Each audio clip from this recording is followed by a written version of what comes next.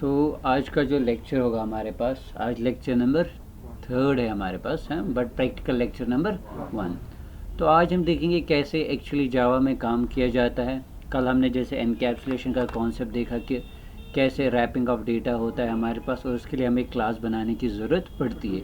So today we will discuss that all that stuff practically, कैसे classes बनाई जाती है, कैसे चीज़ों को यूज़ किया जाता है, ठीक है। और जावा जो हमने कहा था कि it's an object oriented programming language, तो कैसे वो चीज़ होगी, ये सारी चीज़ें हमारी क्लियर हो जाएगी आज। और साथ साथ ये जो है ये आईडी ही है, आईडीई हम यूज़ कर रहे हैं, इंटीग्रेटेड डेवलपमेंट एनवायरनमेंट जिसको हम कहते हैं। अगर आपके पास इक्लिप्स है तो आप इक्लिप्स भी यूज़ कर सकते हैं। सो पहले आपने क्या करना था, जेडीके इंस्टॉल किया हमने, उसके बाद हमने नेटबीन्स को इंस्टॉल किया, क्योंकि नेटबीन्स आप अगर डायरेक्टली इंस्टॉल करेंगे तो वो जेडीके को ढूंढेगा, कंपाइलर को ढूंढेगा, क्योंकि जेडीके जो होता है जिसको हम जावा डेवलपमेंट किट कहते हैं, उसके अंदर सारी चीज़ें होती है। लाइक जावा का कंपाइलर होता है, लाइब्रेरीज होती है, जेवीएम होता है, जेआरई होता है, जो किसके लिए ज़रूरत पड़ती है, जावा प्रोग्राम को रन करने के लिए, ठीक है। तो नेटबीन्स अगर मैं डायरेक्टली यूज़ करता तो अगर उसको जेडीके नहीं मिलता तो ये काम नहीं। तो सबसे पहले दैट वाज द रीज़न, पहले हमने जेडीके इंस्टॉल किया, उसके बाद हमने नेटबीन्स किया। तो इस तरीके से नेटबीन्स स्क्रीन आपके सामने आएगी। अब यहाँ पे देखेंगे हम पहला प्रोजेक्ट कैसे बनाते हैं, ठीक है। और साथ ही साथ ये भी मैं कहूँगा कि जो जावा है ये फुली ऑब्जेक्ट ओरिएंटेड प्रो, और जो ये आईडीई है हमारे पास, ये बाय डिफ़ॉल्ट वही से हमें मेन मेथड भी बना के देगा और एक क्लास भी बना के देगा, ठीक है। अदरवाइज़ अगर आप नोटपैड यूज़ करते हैं या कोई और चीज़, वहाँ पे आपको सारी चीज़ें कहाँ से लिखनी है, स्क्रैच से लिखनी है, ठीक है बेटा। बट रिमेंबर दैट कैसे चीज़ें वर्क होगी, कौन सी चीज़ कैसे वर्क करती है, तो यहाँ पे आज हमारा सारा डिस्कशन होगा, ठीक है। तो सबसे पहले आप कहाँ पे जाएंगे, फाइल ऑप्शन में जाएंगे, ठीक है बेटा, दिख रहा है। स्लो भी हो सकता है, तो आवाज़ मेरी पहली होगी और यहाँ स्क्रीन थोड़ा सा स्लो भी हो सकता है, सो उसको माइंड नहीं करिएगा। तो सबसे पहले कहाँ पे जाएंगे हम, न्यू प्रोजेक्ट। जो भी आपने प्रोजेक्ट का नाम रखना है, यहाँ पे किसी चीज़ के साथ आप कुछ नहीं करेंगे। अगर आप देखोगे नीचे कैटेगरीज है, आप किस टाइप का प्रोजेक्ट बना रहे हैं, whether it is a Java, Java FX, तो जावा एफएक्स हम देखेंगे इंशाल्लाह। जावा वेब एडवांस होता है, जेईबी एडवांस होता है हमारे पास। एंटरप्राइज एप्लीकेशन अगर बनानी होगी, वेब एप्लीकेशन बनानी होगी, नेटवर्क बेस्ड एप्लीकेशन बनानी होगी, या थोड़ी सी एपीआईज बनानी होगी, तो एफएक्स उसमें यूज़ होता है हमारे पास, ठीक है। या अगर HTML5 के साथ आप काम कर रहे हैं, PHP, C++, तो इनमें वो प्रोजेक्ट आप select. But right now we are working with core Java, so by default Java ही सिलेक्ट है। तो उसके बाद आपने सीधे क्या करना है, नेक्स्ट। नेक्स्ट में आपको देना है प्रोजेक्ट का नाम जो आप रखना चाहते हैं, ठीक है। आपकी जो एप्लीकेशन होगी या आपका जो प्रोजेक्ट होगा उसको आपको नाम देना है। तो यहाँ पे जो चीज़ हो रही है, एक्टिवेटिंग जावा SE स्टैंडर्ड एडिशन जो होता है हमारा, तो ये बहुत सारी चीज़ें इंटरनल जो फीचर्स होता है इंपोर्ट कर देता है। तो थोड़े से 1-2 मिनट का टाइम लग सकता है, या उससे भी कम टाइम यहाँ पे लग सकता है, ठीक है। तो जो ही ये चीज़ हो जाएगी तो उसके बाद आएगा, ये देखिए उसके बाद क्या आ गया, प्रोजेक्ट नेम। तो जो भी आपने प्रोजेक्ट का नाम देना है, बस रिमेंबर दैट कि प्रोजेक्ट का जो नाम दोगे, नीचे दिख रहा है क्रिएट मेन क्लास, चेक करके है। अगर इसको आपको अनचेक करोगे तो फिर मेन मेथड नहीं बनेगा और क्लास नहीं बनेगा, ठीक है। अगर चेक करके ही रखोगे तो ये खुद ही बाय डिफ़ॉल्ट क्या बनाएगा हमारे पास, एक क्लास और एक मेन मेथड। तो चलिए हम इसका नाम रखेंगे बेटा लेक्चर 1। क्या नाम रखेंगे, मेरा जो प्रोजेक्ट फर्स्ट है मैंने इसका नाम क्या रखा, लेक्चर 1। तो इंटरनली क्या हो जाएगा, एक तो मेन मेथड खुद ही बनेगा हमारे पास, और साथ ही साथ क्लास भी किस नाम का ही बनेगा, हमारा लेक्चर 1 का, ठीक है। बट ये फॉर अ टाइम बीइंग, जो ही हमारा टाइम गुजरता जाएगा, we will going to create our own classes और ओन फंक्शंस। तो कैसे उनको कॉल किया जाता है, कैसे उनको यूज़ किया जाता है, तो वो चीज़। लेकिन लाइक ऐसे चाहे जावा हो, सी हो या C++ हो, सबसे इम्पॉर्टेंट चीज़ पहले आपको दिमाग में याद रखनी है। अगर आपके अपनी चीज़ों को चेक कराना है, if you have wrote millions of lines of code but you haven't mention the entry point, your code will not be check, ठीक है। Remember that entry point is like main method जो होता है हमारे पास, क्या होता है, मेन मेथड होता है कि हमारे पास एंट्री पॉइंट। फॉर एग्जाम्पल, आपको इस क्लास में आने के लिए पहले दरवाजे से आना ही ज़रूरी है। अगर दरवाज़ा नहीं हो तो आप यहाँ अंदर, तो वो दरवाज़ा किसके लिए होता है, आपके कंपाइलर के लिए, किसके लिए, जिसका काम क्या है, चेक करना syntax keywords. So entry point आप कह सकते हो वो पहला मेथड होता है जो सबसे पहले एग्जीक्यूट होता है जावा में। The first method that gets executed in Java is your main method and it is also known as entry point of your program. तो यानी कि सारी चीज़ें कहाँ से स्टार्ट होगी, मेन मेथड से होगी। समझ आ रही है बात बेटा? तो वो मेन मेथड खुद ही यहाँ पे अभी बन जाएगा, तो आपने फ़िलहाल चीज़ें उसी के अंदर रखनी है और वहीं से हम कोडिंग स्टार्ट करेंगे। हाँ, और एक चीज़ है, अगर C++ की बात करते हैं, अगर हम वहाँ पे एंट्री पॉइंट मेंशन नहीं करेंगे तो वो चीज़ें चेक नहीं होगी। बट जावा में एक फ्लेक्सिबिलिटी है, you can use also static blocks, you can use also, so without entry point you can also run your code. अगर आप मेन मेथड मेंशन भी नहीं करोगे तो आप अपनी चीज़ को एग्जीक्यूट भी करा सकते हैं, उसको हम बोलते हैं स्टैटिक ब्लॉक। तो उसका भी मैं एक एग्जांपल दिखाऊंगा, लेकिन अभी वो चीज़ आपको समझ। सो लेट्स कंसिडर मेन जो है, जो यहाँ से पीछे से बनेगा, वो क्या बनेगा, हमारा एंट्री पॉइंट, जहाँ से हमारी चीज़ें क्या हो जाएगी, चेक हो जाएगी। ठीक है, चलिए स्टार्ट करते हैं, लेट्स फिनिश। अब प्रोजेक्ट थोड़ा सा क्रिएट होने में टाइम लगेगा, 1-2 मिनट का भी लग सकता है, उससे कम, ये डिपेंड करता है आपके कंप्यूटर का प्रोसेसर कैसा है। ठीक है, अब देखिए, can you see the file now. अब अगर देखोगे बाय डिफ़ॉल्ट बहुत सारी चीज़ें वहीं से आ गई कि नहीं, जैसे पैकेज लेक्चर 1, क्लास लेक्चर 1, और उसके अंदर एक मेन मेथड बन गया हमारे पास, है कि नहीं। तो हमने ये इनको बनाया नहीं। ठीक है बेटा, अगर आप देखोगे, अगर आपको फ़ॉन्ट साइज़ कम लग रहा है तो मैं इसका फ़ॉन्ट साइज़ क्या कर सकता हूँ, इंक्रीज़ भी कर सकता हूँ, अगर आप मुझे बोलोगे। ठीक है बेटा, अगर नहीं ठीक है तो आप, ठीक है। और देखिए यहाँ पे साइड में अगर आप देखोगे, यहाँ पे ये जो आ रहा है ना, यहाँ पे लेक्चर 1, दैट मीन्स ये एक प्रोजेक्ट है। यहाँ पे इसके अंदर बहुत सारी चीज़ें होंगी, बहुत एक स्ट्रक्चर होगा जो अभी हम फिलहाल डिस्कस नहीं करेंगे। ठीक है, तो उसको हम धीरे धीरे, फिलहाल हम सिंपल लेते हैं। हमने एक फ़ाइल बनाई, एक प्रोजेक्ट बनाया, उसका नाम क्या रखा हमने, लेक्चर 1। और अगर आप देखोगे बाय डिफ़ॉल्ट खुद ही नेटबीन्स ने इसका नाम क्या रखा, शाबाश, लेक्चर 1। ठीक है बेटा, क्या नाम रखा इसका, लेक्चर 1, कोई इशू तो नहीं है ना। और एक एंट्री पॉइंट बनाए जिसका नाम क्या है हमारा, मेन मेथड। तो यानी कि जो भी चीज़ें होगी सारी चेक कहाँ से होगी, यहाँ से। So whatever code you are going to write, you have to write it within this main method, जो जैसे C में होता था और C++ में होता था। It's an entry point. If you will not specify this entry point, आप कह सकते हैं फॉर ए वाइल कंसिडर आपका जो कोड है वो चेक नहीं हो सकता है। समझ आ रही है बात? और ये है क्या, इसका काम क्या है, वो भी हम सारी चीज़ें 1 बाय 1 डिस्कस करें।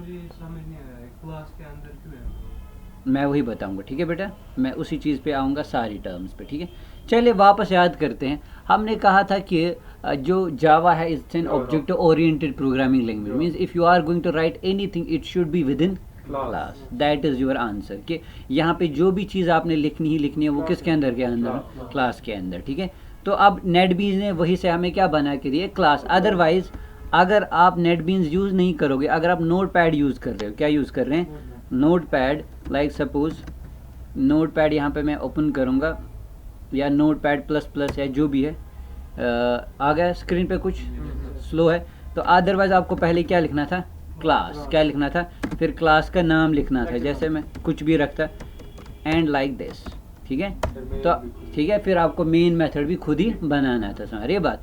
सो इस तरीके से ये चीज़ होती, but for a time being हम नोटपैड भी यूज़ करेंगे, वो भी ज़रूरी है बेटा। ठीक है, कमांड लाइन से भी हम प्रोग्राम्स को रन करेंगे, क्योंकि जब आप कॉलेज जाओगे, कॉलेज में मे भी जब आपका प्रैक्टिकल होगा वो सीधे कमांड लाइन ही यूज़ करे। लेकिन आपको पता होना चाहिए कि कमांड लाइन में भी कैसे कोड एग्जीक्यूट करते हैं, तो दोनों चीज़ें करें। लेकिन अगर मैं अभी वो पहले ही चीज़ आपको दिखाऊंगा तो आपको वो बहुत टफ लगेगा। दैट इज़ द रीज़न फिलहाल आपने रट्टा रखना है 1 वीक, कम से कम क्या रखना है, 1 वीक रट्टा। बस आपने करना है क्या, नेटबीन्स ओपन करना है, प्रोजेक्ट स्टार्ट करना है, नाम देना है, बस। कुछ चीज़ें आपको फ़िलहाल 1-2 दिनों के लिए याद रखनी ही रखनी है, ताकि आगे जाके आपको वो चीज़ समझ आ जाए। ठीक है, तो सबसे पहले like I said, Java is an object oriented programming language, means whatever you are going to write you have to write it within the class. तो हमने यहाँ पे एक क्लास बनाया, क्लास का नाम क्या रखा था हमने, लेक्चर 1। ठीक है, अब इस क्लास के अंदर चीज़ें आ गई, और ऊपर देखो ये पैकेज खुद ही बन गई, और उस पैकेज का नाम भी क्या रहा। सर ये पैकेज क्यों बनी, इससे फ़ायदा क्या हो सकता है ना, क्वेश्चन है ना, what is going to be the benefit of using this package, ये क्यों बनाए, है ना। अब देखो ये क्या होता है, अगर आप याद करो header files, remember that, header files का जॉब क्या होता था, हेडर फाइल्स वो फाइल्स होती थी जिसमें हमारा कोड होता था डिफाइन, और हम उस चीज़ को अपने प्रोग्राम में यूज़। कल को ये एप्लीकेशन, ये प्रोजेक्ट जो होगा उसमें अपने बहुत सारे क्लासेस बना होंगे, हर एक के अंदर अपना अपना काम होगा। कल को आपको वही चीज़ किसी दूसरे प्रोजेक्ट में यूज़ करनी होगी, तो उस टाइम आप क्या कर सकते, you can use this package. आप अपने उस प्रोजेक्ट में इस पैकेज को इंपोर्ट करके फिर उसकी चीज़ें एक्सेस कर सकते हैं। What is a package? A package is nothing just a collection of classes. A package is nothing just a collection of classes. The collection of predefined things या collection of something, members, methods जो हो सकते हैं। So इसलिए यहाँ पे package by default क्या बन गई? लेक्चर 1। इससे क्या फ़ायदा होगा? मे बी आपने इमेजिन करिए आपने एक GST एप्लीकेशन बनाई, उसमें कितने क्लासेस होंगे? बहुत सारे। उसमें कितना कोड है? बहुत सारा। आपने अब एक वेब एप्लीकेशन बनाई, आपने बोला मैं एक हाइब्रिड चीज़ बनाऊंगा। क्या बनाऊंगा? हाइब्रिड चीज़ कि एक बंदा जो अकाउंटेंट होगा, मैं उसकी वेबसाइट भी बना रहा हूँ, लेकिन साथ साथ में उसको एक GST वाला ऑप्शन भी वहाँ पे, तो वो वहाँ से GST कैलकुलेशन सारी चीज़ें करनी चाहिए। अब वो क्या करेगा? आप दो प्रोजेक्ट सेपरेट नहीं बनाओगे, क्योंकि आपको पता है ओके मैंने ऑलरेडी GST चीज़ बनाई है, अब मुझे कुछ फंक्शनैलिटी उसकी यहाँ पे चाहिए इस वाले प्रोजेक्ट में। So what you will do, आप इस पैकेज को उस प्रोजेक्ट में यूज़ करके उसके अंदर जितनी भी क्लासेस होंगी, जितनी भी चीज़ें होंगी, उनको आप एक्सेस। सो कोड रीयूज़ का कॉन्सेप्ट आएगा यहाँ पे। क्या आएगा? समझ आ रही है बात? सो हेडर फाइल्स का जैसा काम था कि जैसे आप प्रिंट एफ यूज़ करते थे, स्कैन एफ यूज़ करते थे, वो सारी चीज़ें उनकी डेफिनेशन कहाँ पे होती थी? जैसे आप यूज़ करते थे stdio.h करते थे, है ना, या conio.h होता था, है ना, stdlib.h, वो हेडर फाइल्स होती थी। उनमें क्या होता था? प्री प्रोसेस कोड होता था। ठीक है, अगर मैं प्रिंट एफ यूज़ करता था, उसकी डेफिनेशन किसके अंदर होती थी? उस चीज़ के। लेकिन मैं उस चीज़ को तभी उस प्रोग्राम के अंदर यूज़ कर पाता था जब मैं पहले ऊपर वो हेडर फाइल मेंशन। अब यहाँ पे हेडर फाइल्स नहीं, यहाँ पे पैकेजेस बोलते हैं। क्या बोलते हैं? यहाँ पे पैकेजेस बोलते हैं। सो what is a package? A package is just a collection of classes. So may be आपकी ये एप्लीकेशन आपको कल को किसी दूसरी जगह यूज़ करनी होगी, या इसके अंदर बहुत सारे आप क्लासेस बनाओगे, आपको दूसरी जगह यूज़ करनी होगी, तो आप उस टाइम जो इस पैकेज का नाम होगा आप उनको एक्सेस कर सकते हैं। और इसका बेनिफिट आपको मिलेगा जब रियल वर्ल्ड में आप किसी प्रोजेक्ट पे काम करते हैं। एक बंदा अकेले नहीं करता, आप कोड को डिस्ट्रीब्यूट करते हैं। क्या करते हैं? डिस्ट्रीब्यूट करते हैं। एक बंदे को एक मॉड्यूल देते हैं, दूसरे बंदे को, फिर उनको इंटीग्रेट करके एक ही में डाल देते हैं। क्या डालते हैं? फिर लेकिन वहाँ पे भी चीज़ें कैसे एक्सेस होती है? जब उनको अंडर सेम पैकेज के अंदर आप रखते हैं। समझ रही है बात? तो वहाँ पे भी पैकेजेस का काफ़ी फ़ायदा मिलता है हमारे पास। ठीक है बेटा, यहाँ पे ये क्लियर हो गया? Nashir, are you here? Sure? So what is a package? A package is nothing just a collection. So यहाँ पे ये अपनी पैकेज बन गई, we call it user defined package. ठीक है, तो हम प्री डिफाइंड पैकेजेस भी यूज़ करने वाले हैं। तो यहाँ पे लेक्चर 1 हमारी एक यूज़र डिफाइंड पैकेज बन गई। फिलहाल अभी इसका कोई काम यहाँ पे है नहीं। ठीक है, तो आगे चलें। आगे हमने एक क्लास बनाया और उस क्लास का नाम क्या रखा हमने? लेक्चर 1। और क्लास कैसे क्रिएट करते हैं? By using A keyword, class keyword. ठीक है, अब अगर ये पब्लिक आप हटाओ भी तो कोई प्रॉब्लम नहीं होगा यहाँ पे। ठीक है, अब पब्लिक है क्या? क्लास है क्या? Public is also called access modifiers. क्या बोलते हैं इनको हम? एक्सेस मॉडिफायर्स है। So in Java you will find there are 4 types of access modifiers: public, private, protected and default. ठीक है, अब पब्लिक किसके साथ रखते हैं? अगर आपने किसी के साथ पब्लिक रखा, it defines the scope. It defines the scope. Scope you know कि मैं उस चीज़ को कहाँ से कहाँ तक यूज़ कर सकता। अगर मैंने इस क्लास के साथ पब्लिक रखा, that means I can use this class anywhere in the package. मैं इस प्रोजेक्ट में इसको कहीं पे भी यूज़ कर सकता हूँ। आउटसाइड द क्लास, दूसरे क्लास में भी इसको एक्सेस कर सकता हूँ, इस प्रोजेक्ट के दूसरे फाइल में भी इसको एक्सेस कर सकता हूँ। अगर ये क्या है? हमने रखी पब्लिक। सो जो पब्लिक चीज़ें होती है we can access them within the class, outside the class, within the package and outside the within the package means sir a package is nothing just a collection of classes। में भी आपको ये class किसी दूसरे class के अंदर भी use करना होगा तो हम ये कर पाएंगे। सो इसलिए बाय डिफ़ॉल्ट इसको वही से क्या आ गया? पब्लिक। अगर आप हटाओगे भी तो कोई प्रॉब्लम नहीं होगा, ये बाय डिफ़ॉल्ट अभी ऐसे ही रहेगा, तो ये एक्सेसिबल रहेगा, इसमें कभी कोई एरर नहीं। बाय डिफ़ॉल्ट पब्लिक है। हाँ, अभी ये बाय डिफ़ॉल्ट यहाँ पे खुद ही आ गया पब्लिक। ठीक है, अगर पब्लिक हटाएंगे तो ये तब भी एक्सेसिबल रहेगा हमारे पास। ठीक है बेटा, समझ रही बात? जब एक्सेस मॉडिफायर्स पे हम जाएंगे, what is the difference between public, private, protected and default, तो उस टाइम हम इसको अच्छे से डिटेल में डिस्कस करेंगे। बट फॉर अ वाइल आप कह सकते हो what is this public? It is nothing just an access modifier. It is job is to define the scope. It is job is to define the. So by default NetBeans ने इसके साथ क्या रखा बेटा? पब्लिक रखा। ठीक है बेटा, उसके बाद जो हमने कीवर्ड यूज़ किया यहाँ पे क्लास, क्या यूज़ किया? Class. class is a keyword and it has a reserved meaning and it has a specific job. What job it has? It has a job to create a class. So class small letters में आपने लिखना है, keyword है, उसके बाद space देके जो भी आपने क्लास बनाना होगा वो बना सकते हैं। जैसे यहाँ पे मैंने क्लास बनाया, क्लास का नाम क्या रखा हमने, लेक्चर 1। जैसे नीचे मैं एक क्लास बनाऊंगा, क्लास का नाम मैं रखूँगा बेटा demo, and then opening braces and closing. ये जो नीचे जो चीज़ है ये भी मैंने एक क्या बनाया, एक क्लास बनाया, क्या बनाया, और उस क्लास का नाम मैंने क्या रखा, डेमो। बट रिमेंबर दैट मैं नाम के बीच में स्पेस नहीं छोड़ सकता, समझिए बात, पहली चीज़। हाँ, अगर आपको स्पेस चाहिए so you can use underscore, और पहला कैरेक्टर आप कोई डिजिट नहीं रख सकते। अगर नाम देना है क्लास का तो you can't write first character as a digit, समझ आ रही है। हाँ, पहला कैरेक्टर रख सकते हैं, उसके बाद डिजिट विजिट यूज़ कर सकते हैं, so there is no issue.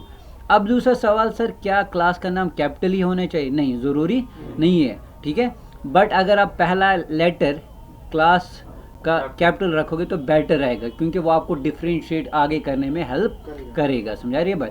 Otherwise आप स्मॉल लिखो, कैपिटल लिखो, कोई इशू नहीं है हमारे पास, ठीक है। So what is the use of a class keyword? Class keyword is used to create a class. Done, okay. चलिए फिलहाल इसको मैं वापस काटता हूँ, यहाँ पे बंद करता हूँ। फिलहाल बाय डिफ़ॉल्ट जो हमारा क्लास है वो ये है, ठीक है। और अगर आप देखोगे नेटबीन्स आपको वहीं पे बता रहा है कि कौन सी चीज़ कहाँ पे स्टार्ट हो रही है और कहाँ पे बंद हो रही है। This is called opening brace and this is called closing brace. ये इसको बताता है कि ये चीज़ कहाँ पे स्टार्ट हो रही है और कहाँ पे, तो इनका ख्याल रखिएगा।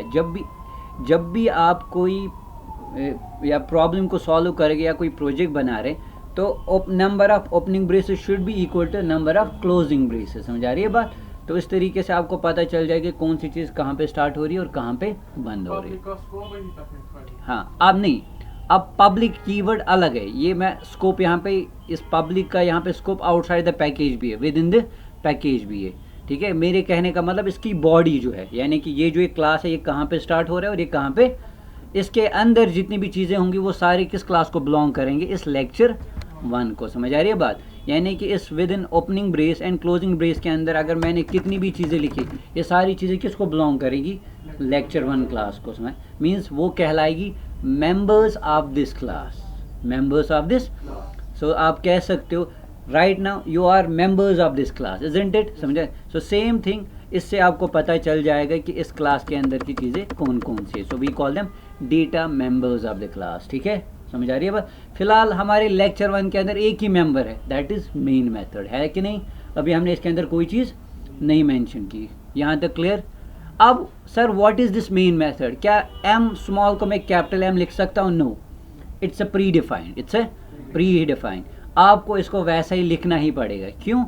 क्योंकि यही है एंट्री पॉइंट, किसके लिए, कंपाइलर को, JVM को बताने के लिए कि भाई यहाँ से चीज़ें आपने एग्जीक्यूट करनी है। This is the path of an execution of a program, this is the path of an execution of a program।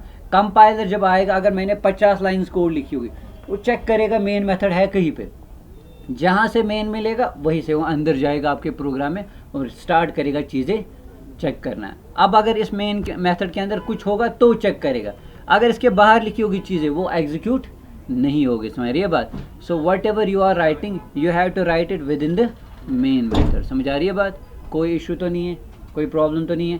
अब यहाँ पे चलते हैं, पहले इन चीज़ों को क्लियर करते हैं। Sir what is this static, what is this wide, what is this main. तो छोटी मोटी डेफिनेशन यहाँ पे, लेकिन एक्चुअल इनको हम डिस्कस करेंगे आराम से, ठीक है। So public is again what it is, it's an access modifier.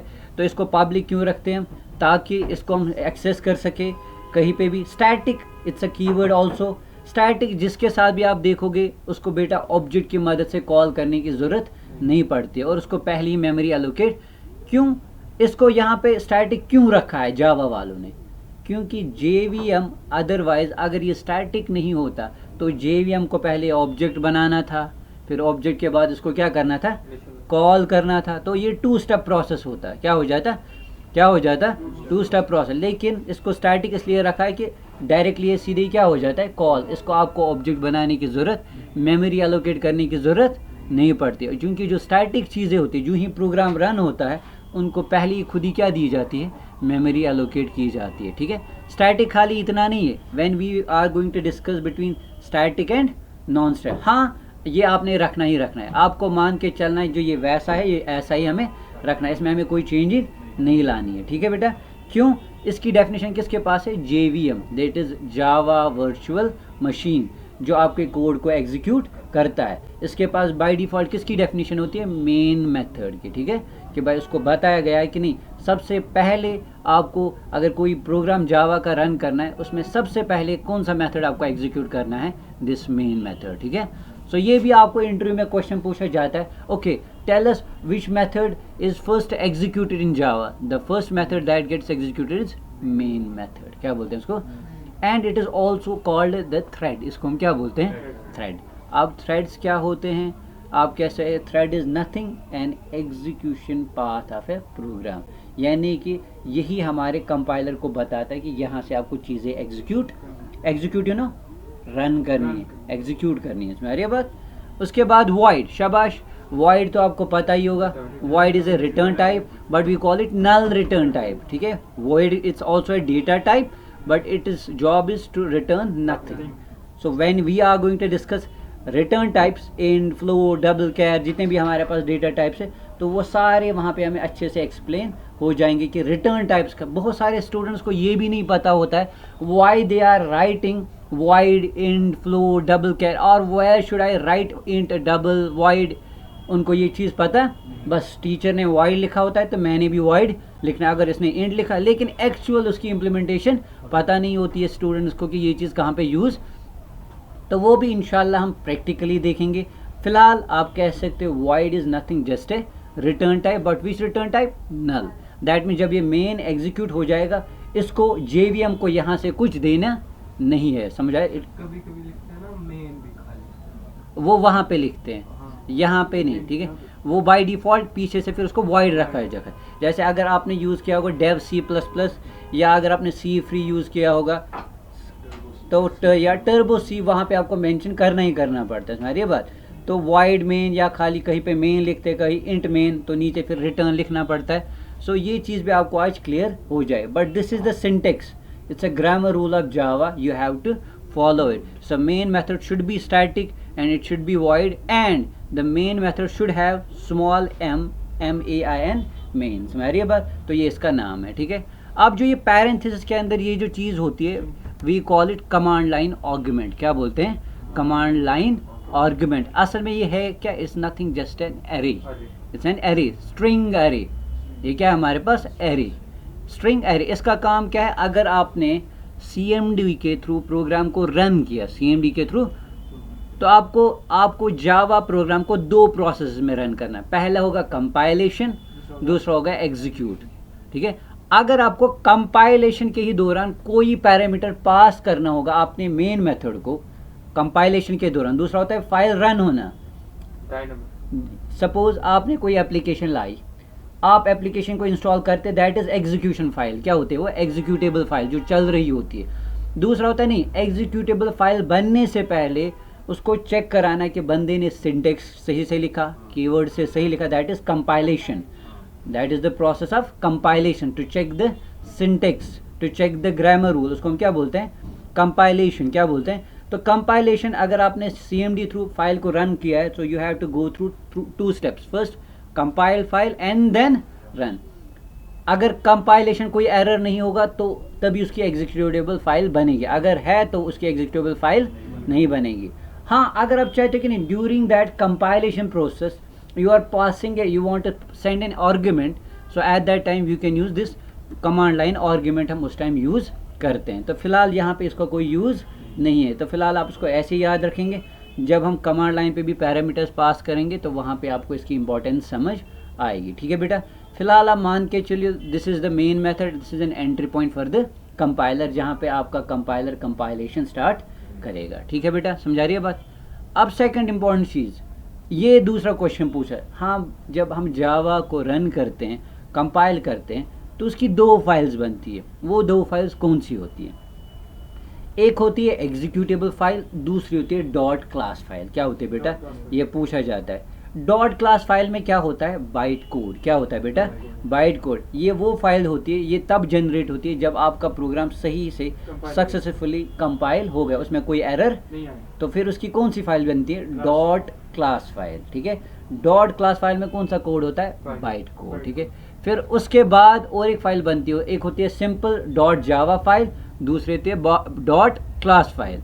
Dot Java file अभी है, अगर देखो कि दिस इज लेक्चर 1 डॉट जावा है ना, सिंपल एक्सटेंशन क्या है जावा का, डॉट। अब अगर इसको मैं कंपाइल करूंगा तो पीछे से इसकी दो फाइल्स बनेगी, एक होगी डॉट क्लास फाइल, क्या बनेगी बेटा, तो वो असल में क्या होता है, बाइट कोड उसके अंदर। तो बाइट कोड ही चेक कौन करता है, आपका जेवीएम, जावा वर्चुअल मशीन। ठीक है, और उसी बाइट कोड की वजह से आ गया था प्लेटफॉर्म इंडिपेंडेंसी का कॉन्सेप्ट। ठीक है, बाइट कोड होता है बाइनरी। क्या होता है, बाइनरी डेटा। क्या होता है वो, बाइनरी डेटा, यानी कि जीरोज एंड वंस में जो डेटा होता है हमारे पास। ठीक है, वही से तो कौन सा कॉन्सेप्ट आया, मशीन इंडिपेंडेंसी का कॉन्सेप्ट। तो पहले ऐसा नहीं होता था, आजकल जो भी कोई फाइल होती है तो वो एट द एंड हमें पता है कंप्यूटर की एक ही mother language, that is binary.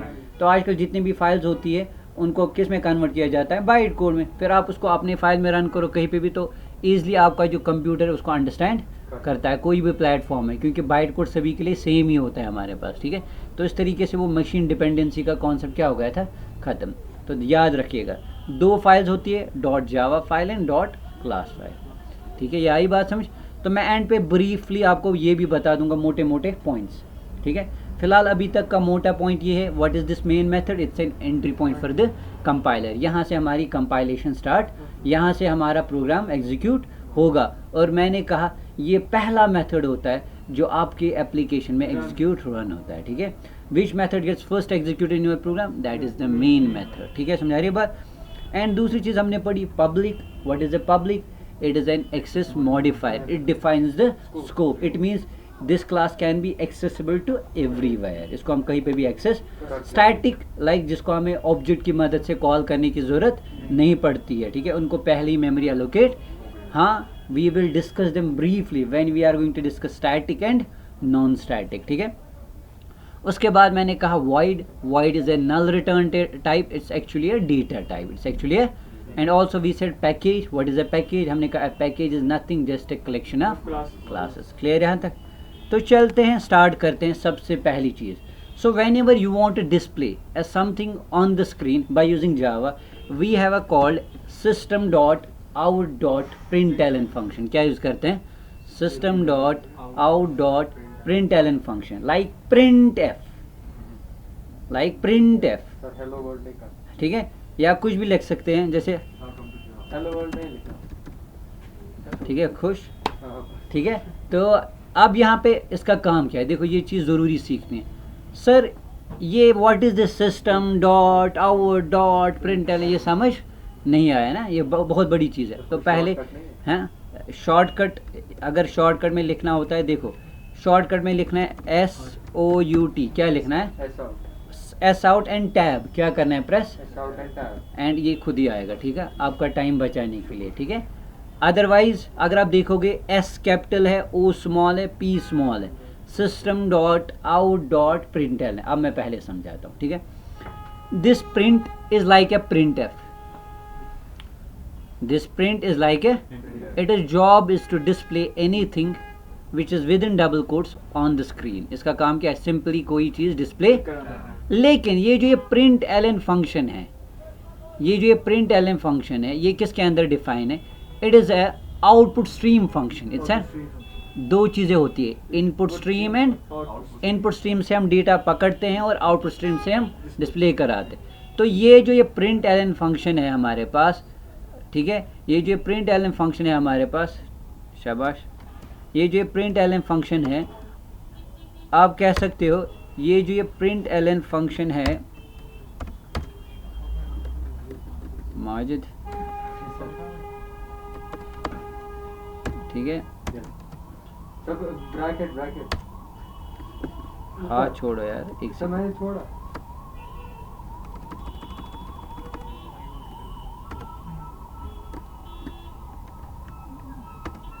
Sir input दबाए, बस दबाया मैंने। हाँ हाँ, मुझे ही सिखा रहा है, कोई नहीं। ठीक है, मुझे नहीं लगा सर आपको इनपुट जाएगा। ठीक है। तो यहाँ पे सबसे पहले क्या बताता चलूँ, मैंने कहा कि प्रिंट एलन जो है it's a function which is used to display anything on the screen, but like I said जब भी हम बात करते हैं किसकी, जावा की, हमने कहा it's an object oriented programming. So means जो भी आप चीज़ यूज़ करोगे वो किसी न किसी क्लास के अंदर होगी, वो किसी न किसी की चीज़ होगी। तो उसको एक्सेस करने के लिए हमें क्या यहाँ पे करना पड़ा, मेन में हेलो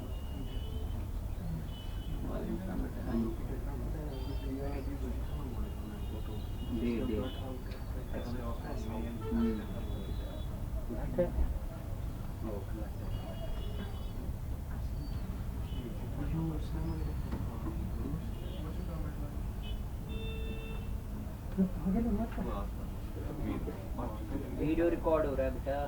जी जी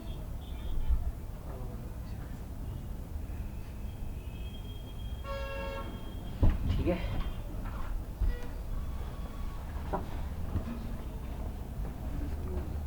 ठीक है। तो मैंने कहा प्रिंट एलन जो है ये फंक्शन बिलोंग किसको करती है, आउटपुट स्ट्रीम क्लास को, किसको करती है। So that is the reason हमने यहाँ पे जो आउट यूज किया, it's an output stream object, क्या बोलते हैं, ऑब्जेक्ट एंड डॉट, इसको पीरियड भी हम बोलते हैं, and also called access operator, क्या बोलते हैं, एक्सेस ऑपरेटर। जब किसी की चीज़ एक्सेस करनी होगी तो हम क्या यूज़ करते हैं, डॉट। अब लेकिन ये सिस्टम क्या है, this is the system class, ये जो प्रिंट एलन है ये किसके अंदर डिफाइन है, हमारे सिस्टम क्लास के अंदर, समझ आ रही है बात, ठीक है। So that is the reason we are writing system के अंदर जो आउटपुट स्ट्रीम ऑब्जेक्ट है उसके जरिए हम कौन सी फंक्शन को एक्सेस कर पा रहे हैं, प्रिंट एलन, ठीक है। और इस तरीके से हम कोई भी मैसेज को क्या करा सकते हैं, डिस्प्ले करा सकते हैं।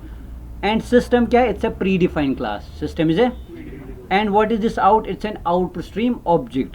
With the help of this object we are able to access which function, print ln function. So let me show you, अगर मैं लिखूंगा system dot, देखो वहीं से आएगी बहुत सारी चीज़ें आ रही है, एर इन आउट, लेकिन हमें कौन सा चाहिए, आउटपुट स्ट्रीम ऑब्जेक्ट डॉट। अब देखिए यहाँ पे ये सारे फंक्शंस है जो हम एक्सेस कर सकते हैं, but what we need only print. If you are using print that means it will not leave space at the end, it will not use slash n, ये next line at the end use। अगर हम print ln use कर रहे हैं so that means ये end पे क्या छोड़ेगा, न्यू लाइन छोड़ेगा, समझ रहे हैं। लेकिन उसके लिए दूसरी चीज़ हमें ऐड करनी पड़ती है, ठीक है। जैसे मैं लिखूंगा हेलो स्टूडेंट्स, हेलो स्टूडेंट्स, ठीक है।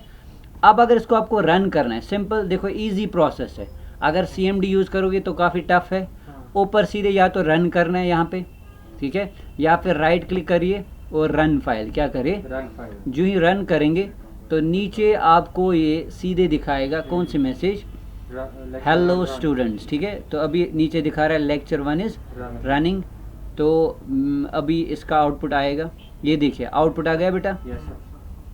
So what is an output, hello students, ठीक है नाशिर। तो इस तरीके से एक कंपाइलेशन टाइम थोड़ा ज़्यादा लेता है, ये यहाँ पे दोनों चीज़ें एक ही स्टेप में हो रही है, क्या हो रही है, मुझे पता है वो कंपाइल भी हो रहा है और रन भी हो रहा है, दैट इज़ द रीज़न। अगर इसलिए आपको लग रहा है थोड़ा सा ज़्यादा टाइम ले रहा है, एंड दूसरी चीज़ ये डिपेंड करता है आपका प्रोसेसर कैसा है, ठीक है, समझ आ रही है बात। तो ये सिंपल था कैसे हमने एक सिंपल मैसेज को रन किया, यानी कि एग्जीक्यूट किया एक सिंपल प्रोग्राम जिसमें हमने कौन सी मैसेज डिस्प्ले की है, हेलो स्टूडेंट। अगर आपको फिर से रन कराना है यहाँ पे क्लिक करिए तो फिर से आप रन, अरे बहुत ईजी है। अगर CMD यूज़ करेंगे तो आपको फिर क्या करना पड़ेगा, कंपाइलेशन प्रोसेस, पहले कमांड लिखनी है कंपाइल की, जावा सी फाइल डॉट जावा, ठीक है, फिर अगर रन करना है तो उसके बाद सी, तो वो थोड़ा सा अभी हैक्टिक रहेगा। सिंपली आपने प्रोग्राम लिखा और रन किया, नथिंग एल्स, ठीक है। अब अगर कोई एरर्स होंगे, लेट मी शो यू, मैंने गलती से सेमीकोलन भूल गया है ना, ये सिंटेक्स एरर है, देखिए ये वहीं पे आपको दिखाता है एक्सपेक्टेड, क्या दिखाता है ना, दिखा रहा है कि नहीं। सो ये एक प्लस पॉइंट है, ठीक है, ये वही आपको IDE का यही एक प्लस पॉइंट है, आपको रन करना नहीं है फिर आपको बाद में वो दिखाए, एटलीस्ट ये आपको वहीं पे दिखाता है कि नहीं आपसे कोई गलती। अगर इसमें रन करने की कोशिश करूँगा यहाँ पे दिखाएगा, देखो ऑलवेज रन विदाउट, यानी कि अब यहाँ पे एरर आ गया, क्या दिखा रहा है, 1 or more projects where compiling. अगर रन करेंगे तो ये चल जाएगा, लेकिन इसने हमें पहले ही वो मैसेज दिखाई कि भाई इसमें एरर है, समझ आ रही है बात। लेकिन मैंने जब इसको बोला run anyway, so that means चाहे एरर भी है उसको एग्जीक्यूट, हालांकि एरर है, हमें एरर पहले ठीक करना है, मे बी ये इस तरीके से गलत आउटपुट भी दिखा सकता है। सो जब तक आप एरर्स ठीक नहीं करोगे तब तक प्रॉब्लम है। जैसे अब मैंने सेमी कॉलन लिखा तो अब हमारा जो एरर है वो क्या हो गया, गायब हो जाएगा। समझ आ रही है बात। अब इसी तरीके से जैसे मैं लिखूँगा system dot out dot println how are you इन, हाँ सपोज सिंपल मैसेज है, ठीक है। अब अगर इसको हम रन करेंगे, अब दो चीज़ें आएगी, hello students how are you इन। अगर देखोगे ये खुद ही इसने इसको कहाँ पे लिया, न्यू लाइन में, न्यू लाइन में लिया इसको, क्या लिया इसको, न्यू लाइन में लिया है ना। लेकिन हमने तो कोई स्लैश एन यूज़, लेकिन ये बाय डिफ़ॉल्ट किसकी वजह से, जो ये एल एन है इसकी वजह से। अगर हम एल एन हटाएंगे यहाँ पे तो आप देखेंगे ये एक ही लाइन में प्रिंट हो जाएगा, हेलो स्टूडेंट्स। उसने कर्सर वहीं पे रखा और नेक्स्ट जो स्टेटमेंट थी वो भी कहाँ पे एग्जीक्यूट हो गई, वहीं पे एग्जीक्यूट हो गई। यहाँ पे आई बात समझ, श्योर कोई इशू तो नहीं है ना। तो इस तरीके से आप इस चीज़ को भी यूज़ कर सकते हैं। और अगर कमेंट करना होगा, कमेंट कैसे करते, वही स्लैश स्लैश सिंगल स्टेटमेंट, अगर मल्टी तो स्लैश स्टार जहाँ तक करना है। जैसे ये होता है सिंगल है ना, फॉरवर्ड स्लैश, तो इस तरीके से। अब अगर मल्टी लाइन कमेंट करना होगा तो क्या यूज़ करते हैं, स्लैश स्टार एंड यहाँ पे जहाँ तक करना है स्टार स्लैश। तो इस तरीके से मल्टी लाइन कमेंट हो जाएगा, ठीक है। ठीक है, समझ आ रही है बात, पक्का कोई इशू तो नहीं है ना, ठीक है नाशिर, समझ आ रही है। अब जैसे थोड़ा सा आगे चलते हैं, पहले यहाँ पे सिंपल हमने देखा कैसे एक सिंपल मैसेज को डिस्प्ले कराना होगा। तो हम कौन सी चीज़ यूज़ करते हैं, system dot out dot println है, या एस आउट, किस लिए, वो शॉर्टकट है, बाकी किसी जगह नहीं चलेगा। अगर आपने आईडी यूज़ नहीं किए तो वहाँ पे वो वर्क, यहाँ पे वहाँ पे आपको लिखना है S capital Y S T E M system, फिर लिखना है dot O U T small है डॉट, फिर प्रिंट और प्रिंट एल एन जो भी आपने यूज़ करना होगा। जैसे यहाँ पे ठीक है व्हाट, हाँ एस कैपिटल है, ठीक है। तो ये सिंटेक्स, इसलिए हम आईडी यूज़ करते हैं ताकि फॉर अ टाइम बिंग आपको चीज़ें जो है वो ईजिली क्या रहेगी, याद रहेगी। समझ बात, व्हाट आर यू डूइंग, ठीक है। अब अगर इसको मैं एग्जीक्यूट करूँगा, so what I am going to get what are you doing, ठीक है। ये सिंपल मैसेज है, कोई प्रॉब्लम तो नहीं है बेटा, क्लियर, कोई इशू तो नहीं है ना। तो आएगा करना यहाँ तक। अब चलते हैं एक्चुअल चीज़। ये तो सिंपल था कि जब भी आपको एक सिंपल प्रोग्राम रन करना होगा तो आपको फ़िलहाल सारी चीज़ें किसके अंदर लिखनी है, हमारे मेन मेथड के अंदर, ठीक है। This is the entry point for the compiler, ठीक है। ये क्या है हमारे पास, एंट्री पॉइंट है, क्या है हमारे पास, एंट्री पॉइंट है कंपाइलर के लिए, ठीक है। कोई इशू तो नहीं है ना, आएगा करना, आगे चले। अब चलते हैं आगे। सिंपल मैसेज से तो कोई प्रॉब्लम सॉल्व होगी नहीं हमारी, सिंपल मैसेज तो कोई प्रॉब्लम हमारी सॉल्व नहीं होगी। तो एक्चुअल प्रॉब्लम जो होती है वो कहाँ से सॉल्व होती है, जब हम यूज़ करते हैं वेरिएबल्स का कॉन्सेप्ट। क्या यूज़ करते हैं, जब हम इनपुट पकड़ते हैं, क्या पकड़ते हैं, इनपुट पकड़ते हैं, और जब उस इनपुट को हम कहीं पे स्टोर करते हैं। लेकिन इनपुट कैसे करेंगे और वो प्रोसेस कैसे करेगा, वो प्रोसेस हम यहाँ पे देखेंगे,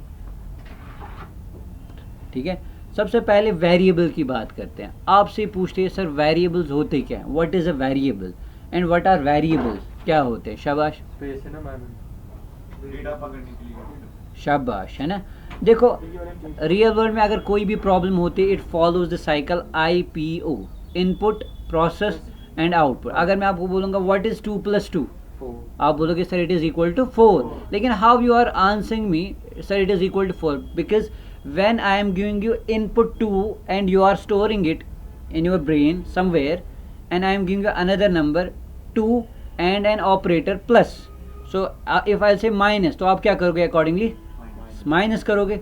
तो मीन्स आप 3 इनपुट ले रहे हैं, 3 वेरिएबल्स पीछे से बन रही, मेमोरी 3 जगह स्टोर हो रही है, 3 चीज़ें, फिर आप उनको प्रोसेस कर पा रहे हैं, देन आप अकॉर्डिंगली क्या आप मुझे दे रहे हैं, ठीक है। अब मैं आपको सवाल पूछता हूँ फिर से, ज़रा पहली बार मैंने क्या बोला था, मैंने पहली बार कौन सी स्टेटमेंट बोली थी, 2+, आपने कैसे ये जवाब दे पाया कि नहीं सर, तो दैट मीन्स ये जो चीज़ है ये कहीं पे स्टोर रह रही है। समझ रही है बात, जब आपके पास ये इन्फॉर्मेशन स्टोर थी तो आप इससे फर्दर मैनिपुलेशन कर सकते। जैसे मैं आपको बोलूँ, जब मैंने पहले जो 2 इनपुट्स दिए उसका जो आउटपुट आया उसको मल्टीप्लाइड बाई 2 करो, आउटपुट क्या आएगा, 8। How you give me this answer 8, because जब आपने वो चीज़ कहीं पे पहले स्टोर, तभी आप उसके साथ मैनिपुलेशन कर पा रहे। This is the game simple of variables, ठीक है। So variable is nothing just a location of a memory that has a name and contains a specific value. or simple in layman terms we can say variable is just like a container which holds our information. And why we are using variables to hold information? Because if we will not create variables to hold information, then we won't be able to process with that information and give an we can say according to the user input, हम एक output उसको नहीं दे सकते, हमारी बात. So that means जब भी कोई प्रॉब्लम होती है, प्रॉब्लम को पहले पकड़ना है. प्रॉब्लम को जब तक आप पकड़ेंगे नहीं तो उसके साथ आप प्रोसेस नहीं कर सकते. प्रोसेस नहीं करेंगे तो आप आउटपुट नहीं दे पाएंगे. ठीक है ना, यहाँ तक आ रही है बात समझ अच्छे से? कोई इशू तो नहीं है? पहले नेट के साथ कनेक्ट करो बेटा.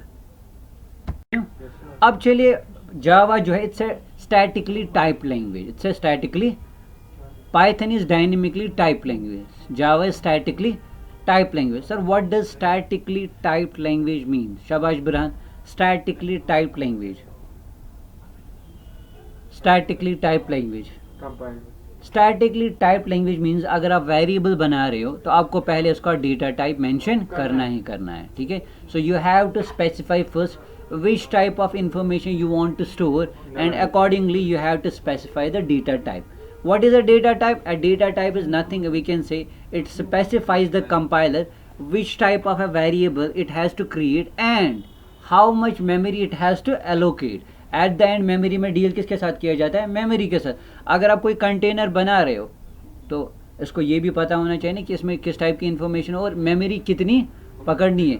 सो वही होता है काम किसका? डेटा टाइप का. किसका काम होता है? Data type. सो डेटा टाइप का एक ही जॉब होता है, कंपाइलर को बताना कि भाई ये कंटेनर बनाइए और इसको आपको इतनी मेमोरी एलोकेट करनी है. और जिस टाइप का डेटा टाइप होगा फिर आप उसी टाइप की उसके अंदर इंफॉर्मेशन स्टोर कर सकते हैं. ठीक है, समझ आ रही है बात?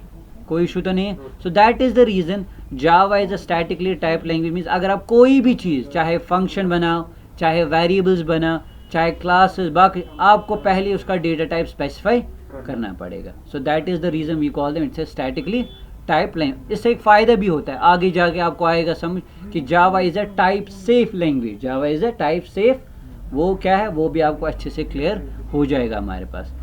अब चलते हैं बात यहाँ पे, जावा में भी वही फंडामेंटल डेटा टाइप से प्रिमिटिव डेटा टाइप जिनको हम बोलते हैं या बिल्ट इन डेटा टाइप्स बोलते हैं, जैसे इंट, फ्लोट, डबल, कैर, स्ट्रिंग, है ना, long it, signed it, unsigned it, है ना, या सिंपल बिट आप कह सकते हो. तो ये सारे कौन से डेटा टाइप्स हैं यहाँ पे? प्रिमिटिव डेटा टाइप्स या फंडामेंटल डेटा टाइप्स. तो जैसे अगर आपको इंटीजर इन्फॉर्मेशन को स्टोर करनी होगी, रियल वर्ल्ड में हम किस तरीके की इन्फॉर्मेशन के साथ डील, इधर we deal with integer information और डेसिमल और कैरेक्टर्स और alphanumeric. So that means you have to create accordingly a specific type of container. समझ आ रही है बात? अब व्हाट इज़ द सिंटेक्स? हर एक लैंग्वेज का आपका एक सिंटेक्स, एक ग्रामर रूल जो आपको फॉलो करना ही करना है. ठीक है, तो डेटा टाइप यानी कि कंटेनर अगर बनाना होगा तो कैसे बनाएंगे? सबसे पहले आपने मेंशन करना है डेटा टाइप. क्या मेंशन करना है बेटा? उसके बाद स्पेस देनी है, उसके बाद यूज़ करना है आइडेंटिफायर. क्या यूज़ करना है? आइडेंटिफायर. आइडेंटिफायर होता है वेरिएबल नेम. क्या होता है? Variable name. ठीक है, then semicolon. This is called declaration. इसको क्या बोलते हैं? यानी कि जब आप कोई चीज़ बना रहे हैं, जावा में आप तब तक कोई चीज़ यूज़ नहीं कर सकते अब जब तक आप उसको पहले डिक्लेयर नहीं करोगे, जब तक आप उसको पहले बनाओगे. सपोज मैं जैकेट पहनना चाहता हूँ, जब तक मैं जैकेट बनाऊंगा नहीं तो पहन नहीं सकता हूँ. सारी बात. So same is the case here. जब तक I want to have a cup of tea, जब तक मैं कॉफ़ी बनाऊंगा नहीं या टी नहीं बनाऊंगा तो मैं चाय.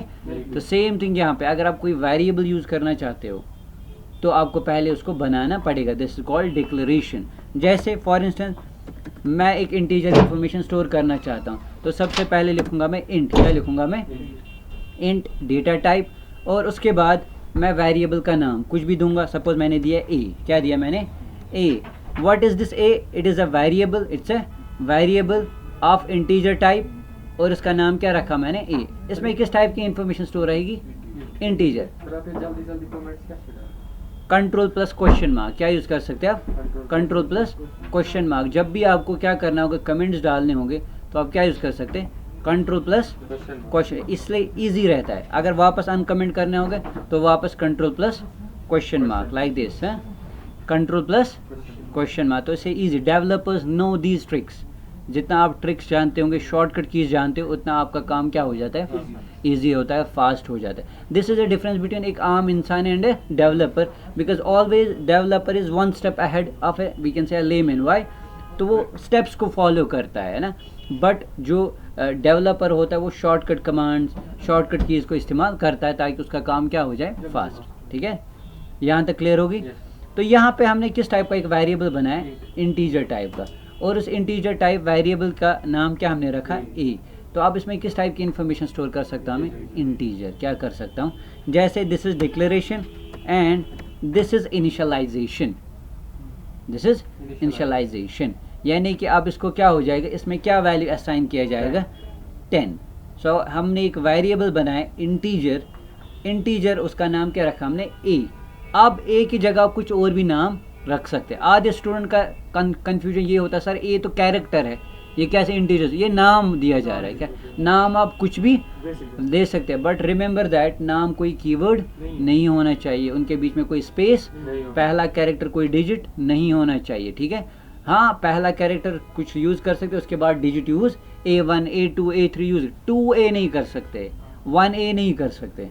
ठीक है, समझ आ रही है बात है ना, कोई प्रॉब्लम तो नहीं है अहमद, कोई कंफ्यूजन तो नहीं. So this is declaration and this is initialisation.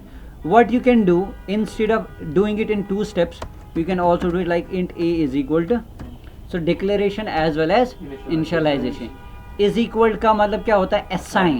it's not an equal to operator, it is assignment operator. its job is to assign the value whatever is at the right side and assign it into the left side. समझ रही है बात. तो इस तरीके इस चीज़ को हम यूज़ कर सकते हैं. ठीक है, ठीक है. अब यहाँ पे क्या करेंगे हम काम, अब जैसे ये सिंपल एक वेरिएबल हमने बनाया int a is equal to 10. अब मुझे अगर इसको डिस्प्ले कराना है, so what I will do, system dot out dot println and I display a. अब आउटपुट क्या आएगा, आप सिंपली, ठीक है, समझ आ रही है बात. तो सिंपल वैल्यू क्या आ गया हमारा, 10. कोई इशू तो नहीं. तो वेरिएबल के अंदर का जो वैल्यू है हमने सीधे इसको डिस्प्ले. अब अगर आपको वेरिएबल के साथ मैसेज भी प्रिंट करानी है, क्या करानी है, so what I can do, I say system dot out dot print, I will say the value of A is, है ना. अब मैंने एक मैसेज भी प्रिंट की, जैसे आपको दिखाया जाता है sum of two numbers, your user name is this, your password is this, enter user name, है ना. तो यहाँ पे हम यूज़ करते हैं कनकैटिनेशन. प्लस ऑपरेटर से हम क्या करते हैं यहाँ पे, कनकैटिनेशन. ये क्या करेगा, हमारी स्ट्रिंग और जो ए वेरिएबल के अंदर जो डेटा उसको क्या करेगा, बाइंड करेगा, कनकैटिनेट करेगा. और अगर आप इसका आउटपुट देखोगे, you will see the output is going to be the value of A is, can you see, नहीं इसमें फॉर्मेट स्पेसिफायर नहीं होते हैं, समझ बात. इसमें पॉइंटर्स का कॉन्सेप्ट भी नहीं होता है. सर यहाँ पे जो आपने ऊपर किया ना ए यूज, हाँ अगर आप डबल कोट्स पे रखते वो 10 देता. हाँ नहीं, अब मैं बताता हूँ. हाँ सेम क्वेश्चन, यहाँ पे एक अच्छा क्वेश्चन इन्होंने पूछा, पूरा ध्यान रखिएगा. ठीक है, इट्स वेरी इंपॉर्टेंट. अब ए जो है, ए के अंदर हमने कौन सा वैल्यू डाला, इंटीजर ही वैल्यू डाला. ठीक है बुरहान. स्ट्रिंग और वेरिएबल के वैल्यू को कैसे डिस्प्ले कराते हैं, by using double quotes, then we use concatenation and the variable name. Suppose अगर मैंने गलती से यहाँ पे कोई चीज़ डबल कोट के अंदर है तो ये एरर लाएगा. Why, because now it is treating it as a string, इसको एज अ ट्रीट क्या कर रहा है, बट वहाँ से हम इसको बोल रहे हैं ये जो ए वेरिएबल है ये किस टाइप की इन्फॉर्मेशन को, it will store only integer information. But the moment you are specifying double quotes, it will consider it as an string, not a value. So getting, और if I use even single quotes, और if I use single quote, so still it will treat it as a character. क्या treat करेगा, character treat करेगा. क्या करेगा बेटा, तो वहाँ पे भी असल में क्या आएगा, हमारा एरर ही आएगा. क्या आएगा, अब यहाँ पे आपको लग रहा है दिखाने, लेकिन बट एक्चुअल अगर देखेंगे यहाँ पे देखिए क्या दिखा रहा है, may split declaration into declaration and assignment. समझ आ रही है. तो ये इसको अंडरस्टैंड नहीं कर पा रहा है. सो रिमेंबर दैट जैसा आपने डेटा टाइप मेंशन किया होगा उसी टाइप की उसके अंदर क्या इन्फॉर्मेशन करनी होगी, आपको स्टोर करनी होगी. समझ आ रही है बात. ठीक है बेटा, कोई प्रॉब्लम तो नहीं है ना यहाँ पे. सो अगर मैं नंबर को डबल कोट्स के अंदर लिखूंगा तो वो उसका एज अ ट्रीट क्या करता है. ओके, अब मेरा यहाँ पे सवाल सबसे पहले अरीब के लिए, अगर मैं लिखूंगा अरीब यहाँ पे द वैल्यू ऑफ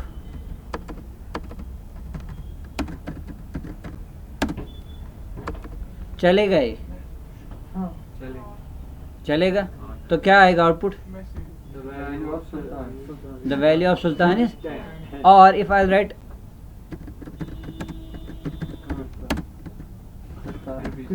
है ना, so because double quotes it will not treat it as anything, ये इसको एज अ कैरेक्टर ले रहा है एंड सिंपली एज इसको क्या कर रहा है, डिस्प्ले कर रहा है. So whatever you are writing double quotes it will treat it same as you will write it. ठीक है, समझ रही है बात? सो मैंने मैसेज देखो क्या लिखी, तो बहुत ही खतरनाक. So don't do it. So बस आपको समझाने के लिए कि we can use also like this. So how we can bind a string and a character together, just use double quotes and then the concatenate operator like plus and then you can use the variable. ठीक, कोई issue तो नहीं है ना यहाँ पे. अब चलते हैं आगे. क्या चलते हैं? In last example. हाँ, फिर यहीं पे हमारा आज का सेशन क्या हो जाएगा, ख़त्म हो जाएगा. ठीक है, तो सबसे पहले अब अगर मैं दो वेरिएबल्स बनाता हूँ, क्या बनाता हूँ, like I would like to create a variable of string type. So whenever you want to declare a variable of string type, string is what? Bunch of characters. When you want to store collection of characters, whether numeric and characters together or just characters but more than one, so we can use string data type. क्या use करते हैं? जैसे I'll say string name, चलिए मैं इसमें डाल देता हूँ suppose इनहा for instance. ठीक है, and I will say int age is equal to suppose 21 है ना. तो दो वेरिएबल्स मैंने बनाए, एक में मैंने इन्फॉर्मेशन क्या स्टोर की, स्ट्रिंग, और दूसरे में क्या की, इंट. अब जैसे मैंने लिखा था suppose my name is Irfan. ठीक है, माय एज इज 21. ठीक है, अभी समझा था. वेरिएबल्स का दूसरा फ़ायदा क्या भी होता है, पूरा ध्यान रखिएगा. ठीक है, वेरिएबल्स एक्चुअल वर्ल्ड में कहाँ पे यूज़ होते हैं.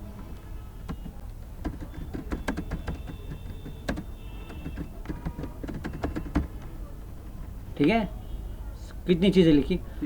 इमेजिन करिए आपका फेसबुक प्रोफाइल है, व्हाट्सएप, इंस्टा है, आपने चेंज करना है, अपने नाम को अपडेट करना है. अगर हार्ड कोडली हमें अगर वेरिएबल्स का कॉन्सेप्ट नहीं होता, अगर आपका नाम 50 जगह होता तो आपको 50 जगह जाके उसको क्या करना होता, चेंज करना है. जैसे ये static program my name is Irfan, लेकिन मैं इस चीज़ को थोड़ा सा क्या स्मार्ट बना सकता हूँ, ये थोड़ा सा रोबास्ट बना सकता हूँ. कैसे?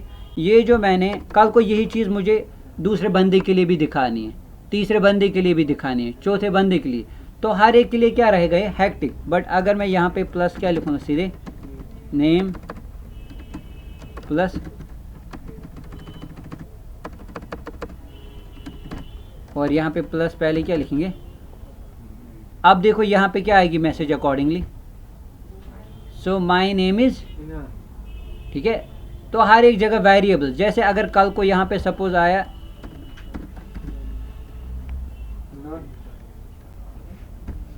ठीक है, तो अब क्या आएगा, तब क्या मुझे वहाँ पे कोड में चेंज करने की ज़रूरत पड़ी. So I just change one variable's value and automatically you will see the reflection is everywhere. So समझ रही बात. This is the real time example of variables where we use variables. ठीक है, तो actual program जो होता है हम कोड रीयूज़ और उसमें फ्लेक्सिबिलिटी टू चेंज करने के लिए हम ज़्यादातर क्या यूज़ करते हैं, वेरिएबल्स यूज़. चलिए कल को यही चीज़ इंस्टेड ऑफ दैट, जैसे यहाँ पे लिखो, मैंने कल को कहा कि फेसबुक ने एक बार एक ही चीज़ बना के रखी होगी. अब जो बंदा ऑब्जेक्ट एज अ वहाँ पे लॉग इन करता है ऑटोमेटिकली, जैसे अभी सपोज आ गया, सपोज यहाँ पे माजिद, तो वहाँ पे दिखाएगा वेलकम माजिद, या आप करोगे वेलकम दैट. चीज़ सेम वही है, बट एक वेरिएबल का वैल्यू क्या हो रहा है, चेंज हो रहा है. समझ आ रहे? हाँ, ये कनकैटिनेट ही हो रहा है ना. हाँ, मैंने अब यहाँ पे मुझे क्या करना था, नेम को पहले लाना था, तो मैंने पहले नेम वेरिएबल लिखा, उसके बाद मैसेज लिखी. So this is concatenation. So Majid loves programming, my name is Majid and my age is. तो आप कहीं पे भी किसी भी जगह यूज़ कर सकते हैं. समझा रही है बात? Are you getting my point? अब अगर इसी चीज़ को मुझे एक ही लाइन में करना था, क्या करना होता, तो एक लाइन में कैसे इसको करते बेटा. जैसे मैं लिखूँगा माई नेम इज़ कनकैटिनेट, यहाँ पे किसको करेंगे, फिर से क्या करेंगे, कनकैटिनेट. मैं लिखूँगा एंड माई एज इज़, फिर किसको करते हैं. ठीक है, तो कनकैटिनेशन. समझ आ रही है बस. तो अब यहाँ पे आउटपुट क्या आएगा, माई नेम इज़ कंकैटिनेट करना है ना, बाइंड करना है, ठीक है। My name is Majid and my age is 21। समझ आ रही है बात? So this was all about how we can create a simple program in Java and what is the job of system.out.println, and you learn how we can concatenate and what is the fun behind using variables and what is the package, what is the usage of a class keyword and what is the usage of a public, static, void and main. So ये चीज़ें याद रही। तो सबसे पहले जो ही कल हमारा पहला लेक्चर फिर से दूसरा लेक्चर स्टार्ट होगा तो पहले मैं ये क्वेश्चंस फिर से आपको, फिलहाल किसी को एक्स्ट्रा करने की ज़रूरत नहीं है। इसी प्रोग्राम को, इन्हीं एग्जाम्पल्स को कम से कम घर में 10 ट्राई करो। क्या करो? 10। कोई एक्स्ट्रा नहीं करना, कोई बुक नहीं पढ़नी है आपको, जो मैं पढ़ाऊँगा वही पढ़ना है, कोई बुक रिकमेंड नहीं करनी है आपको, ठीक है? ठीक है। सर ये बोल रहा था अगर एलन हटाएंगे तब भी तो एक ही लाइन में, इसके कहने का हाँ, लेकिन प्रिंट स्टेट में मुझे 2 बार लिखनी पड़ रही थी ना, तो प्रिंट मैंने एक ही बार लिखी। इसमें आ रही है बात? ठीक है। हाँ, अगर आप चाहते हो कि मैं इसको यहाँ से न्यू लाइन में लाऊं तो यहाँ पे भी मैं फिर से कर सकता हूँ /n मसला, ठीक है। तो यहाँ पे भी वो एस्केप सीक्वेंसेस वर्क करते हैं। इसमें आ रही है बात बेटा? तो मैं फिर से बता, घर में जाइए, सेम इसी एग्जाम्पल, मेरा वीडियो जो बनाया मैंने यहाँ पे, इसी को रिपीट से रिपीट ताकि सारा सिंटेक्स जो है वो याद। अभी आपको एक्सपेरिमेंट करने की ज़रूरत नहीं है। जब मैं बोलूँगा एक्सपेरिमेंट करना है तो you have to do the experiment step. कोई और बुक, गूगल नहीं, फिलहाल जितना है उसी पे फोकस। जो मैंने दिया इसी चीज़ को रिपीट करोगे और अगर इस चीज़ के साथ रहोगे तो भी आगे बढ़ो। अभी आप अगर यहाँ वहाँ छलांग मारने बैठोगे ना, क्योंकि बहुत सारी चीज़ें होती है, अगर यही प्रोग्राम आप ऑनलाइन देखोगे तो उसने बहुत सारी चीज़ें एक्सप्लेन की होगी जो मैंने अभी, there is a reason behind it, because अभी आपका पहला लेक्चर है। सो धीरे धीरे वो चीज़ भी आप, जब आपको आएगी समझ, तभी वो चीज़ आपको फिर अंडरस्टैंड। तो फिलहाल इसी प्रोग्राम को घर में 2, 3, 4, 5 बार करिए और इंशाल्लाह कल मैं फिर से वो कैरेक्टर, जब आपको एक सिंगल कैरेक्टर लाइक जैसे कभी हमें सिंबल्स पकड़ने होते हैं, ऑपरेटर पकड़ना है या चेक करना है कोई कैरेक्टर को, तो वो एग्जाम्पल भी आएगी आपको, ठीक है बेटा, कैसे वो चीज़ भी करते हैं, ठीक है। सो ये आया समझ यहाँ तक? So I think this is enough for today. Till then take care and अल्लाह हाफिज़।